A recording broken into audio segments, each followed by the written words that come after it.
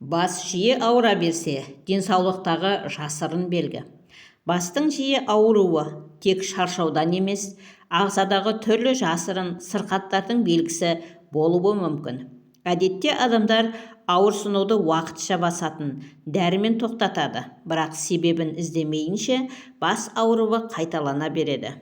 Жиі бас ауруының мүмкін себептері: қан қысымының ауытқуы. Қысым көтеріліп кетсе де, түсіп кетсе де, бас ауруы болады. Миға қан жеткіліксіз баруы. Тамыр тартылғанда немесе қан айналымы бұзылғанда бастың ауырғаны жиілейді.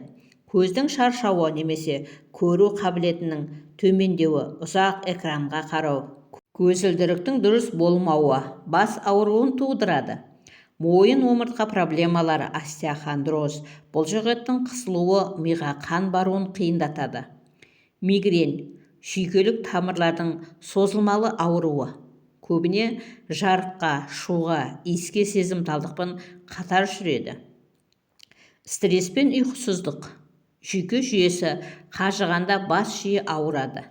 Қан құрамындағы өзгерістер, анемия, қанттың төмен немесе жоғары болуы, ағзадағы оттегі жетіспеуі, инфекциялар мен қабынулар, тұмау, гайморит, құлақ аурулары кезінде бас қатты солқылдайды. Қауіпті белгілер: бас ауруымен бірге көру, сөйлеу немесе қозғалыс бұзылса, кенеттен қатты бұрын болмағандай ауырсыну басталса, жиі құсу, есінен тану, әлсіздік қосылса, мұндай жағдайда дереу дәрігерге қаралу қажет. Қалай жеңілдетуге болады?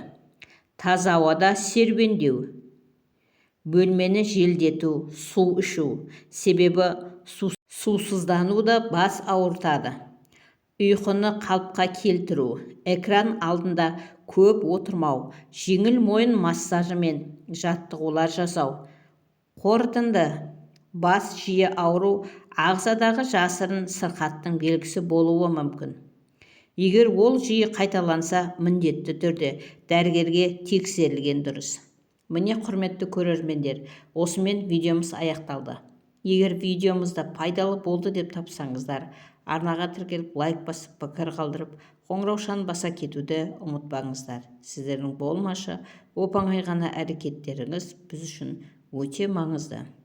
Келесі видеода кездескенше аман сау болыңыздар. Ақпаратымыз пайдаларыңызға жарасын.